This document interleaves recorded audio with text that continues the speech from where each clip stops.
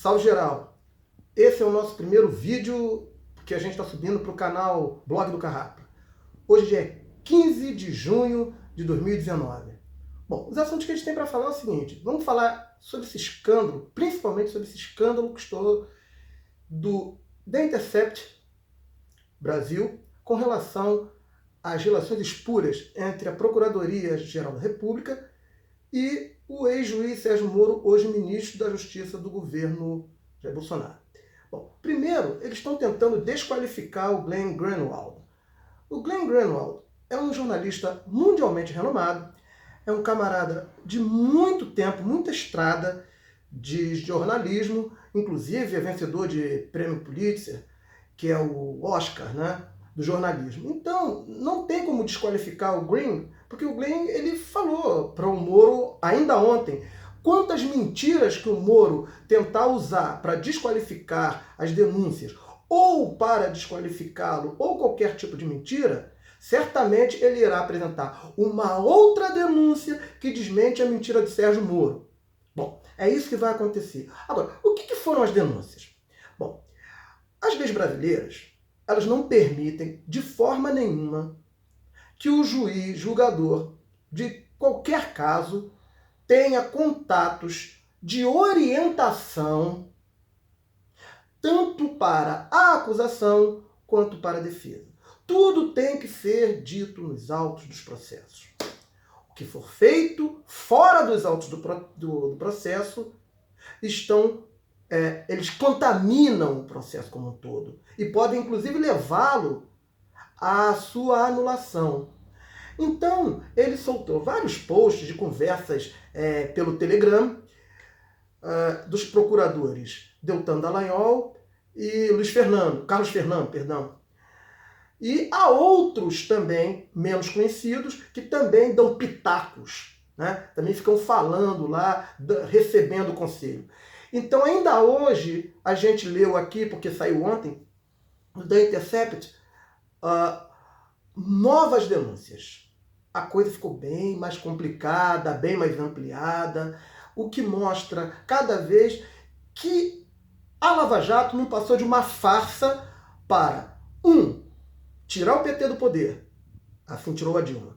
2, impedir a volta do PT ao poder, porque Lula seria candidato em 2018 e venceria as eleições, isso aí todo mundo sabe, você fica repetindo. Né? E para que isso?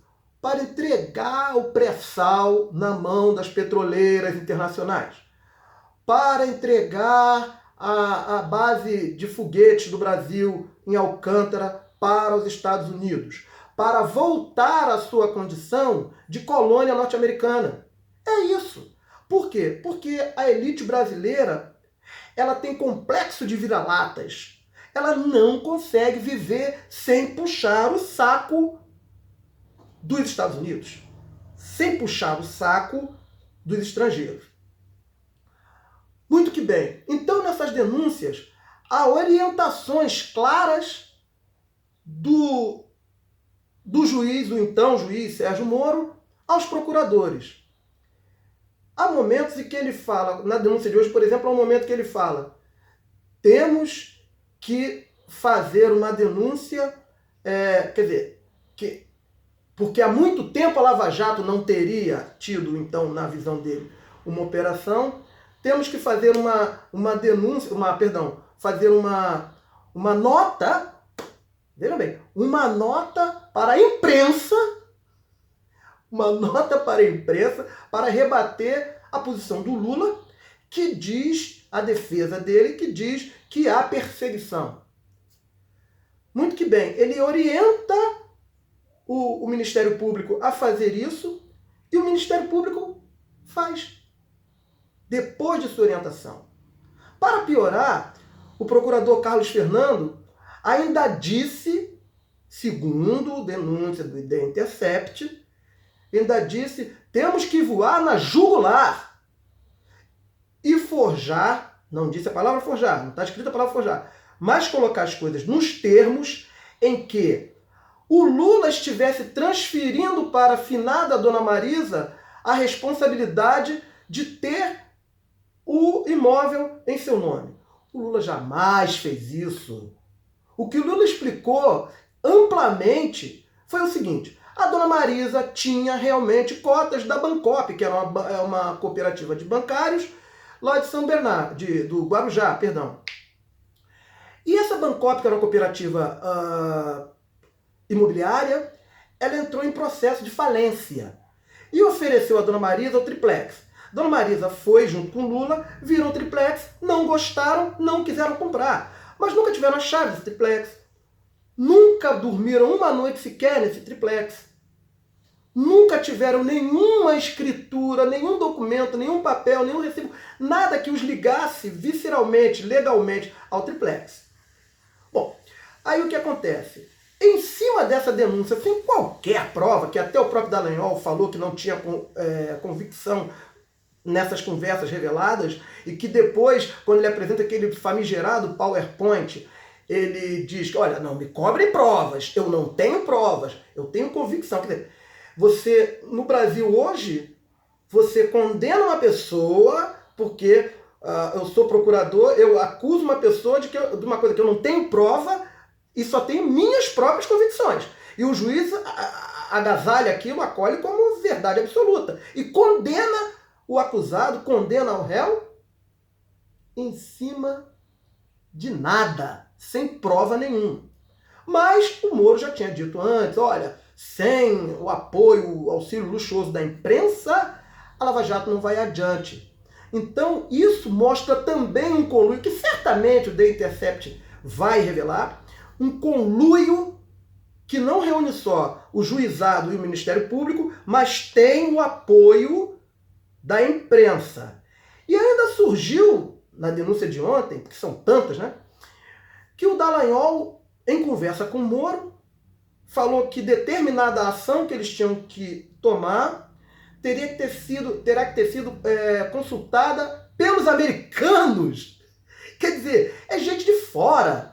Esses caras, Moro, Dallagnol, Bolsonaro, batem continência para a bandeira dos Estados Unidos, não para a nossa. E ficam insuflando as pessoas gritarem na rua que a nossa bandeira jamais será vermelha. Eu acho que as pessoas tinham que gritar também: a nossa bandeira jamais será vermelha, azul e branca. Porque a nossa bandeira é verde, amarelo, azul e branco. E nossa bandeira não é listras e estrelas.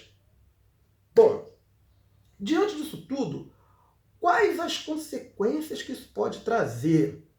Bom, uma vez apodrecido o processo, porque houve uma irregularidade grave, segundo o ministro Gilmar Mendes, que não é da esquerda, que não tem simpatia pela esquerda e que a esquerda também não nutre qualquer tipo de simpatia sobre ele, ele simplesmente está explicando a lei. Segundo o ministro Gilmar Mendes, Moro e Dallagnol cometeram crime, apodreceram todas as decisões com relação ao ex-presidente Lula, que o Sérgio Moro tenha dito, tenha proferido nos autos de processo, e isso anula, segundo o ministro Gilmar Mendes, anula o processo. E com a nulidade do processo, pode acontecer um outro fenômeno. Qual o fenômeno? Bom, vamos usar a lógica. Se o Lula tem o seu processo anulado, e esse processo deverá, se muito, começar do zero, é porque o Lula tinha direito, em 2018, ao concurso das eleições.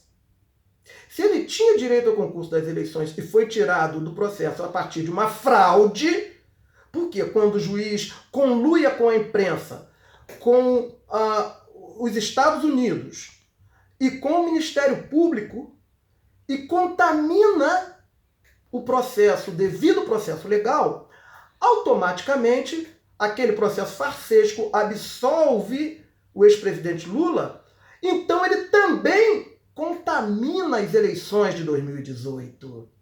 Porque se o Lula estivesse concorrendo, ganharia. Vamos até passar para o campo da hipótese mais negativa possível. Talvez ganhasse, mas ele tinha o direito legal de disputar as eleições. E isso lhe foi tolhido pelo Estado brasileiro, através de seu juizado de primeira instância de Curitiba e do Ministério Público Federal de Curitiba. Então ele foi impedido de ter o direito de disputar as eleições. E aí corre-se o risco muito grande de um entendimento do TSE anular as eleições que deu a vitória a Bolsonaro. E realizar em 90 dias, isso não é conclusão minha, isso são conclusões de especialistas os quais eu consultei na internet, especialistas dos quais eu li textos, e em 90 dias o Tribunal Superior Eleitoral é obrigado a convocar eleições diretas apenas para presidente da República. E aí, meu nobre? E aí, minha nobre? O que acontece? Vamos ter Lula livre, podemos ter Lula livre e disputando as eleições como tinha que ser desde o começo. Bom, quais as possibilidades do Lula disso tudo acontecer? Vamos ver. No próximo dia 25 agora de junho, a Suprema Corte, né, o STF, vai se reunir para julgar a questão do impedimento de Sérgio Moro.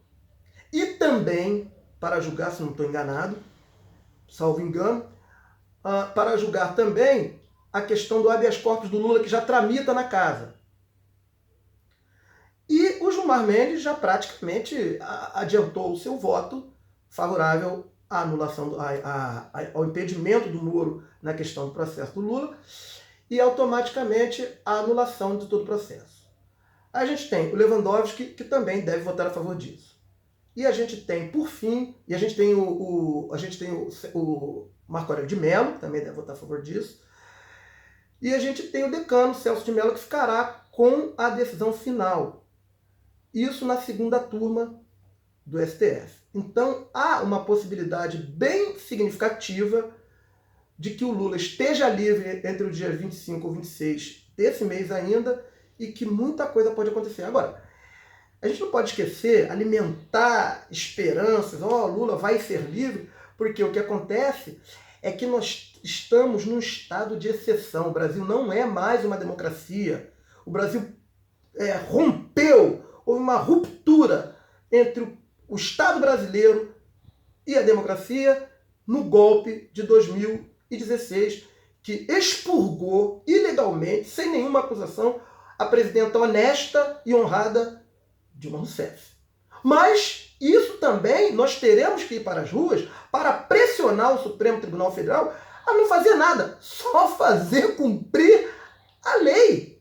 Nós só queremos que o STF faça cumprir a lei.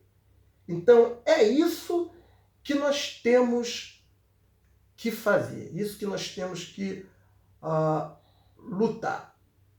Bom, agora eu encerro esse programa pedindo a você que dê os likes, que dê o seu ok lá, o seu dedinho para cima, toque o sininho e que também se inscreva no canal. É de graça, você não paga nada e a gente vai poder, isso vai ajudar a gente a desenvolver melhor o nosso trabalho, que por enquanto é um trabalho bem amadorístico, é muito cerebral, é muito capaz, mas ainda é muito amadorístico. A gente quer fazer uma coisa muito melhor para você, muito melhor para os brasileiros, para esclarecer. E é isso aí, rapaziada. Eu vou ficando por aqui e deixo um forte abraço para todo mundo. Salve geral!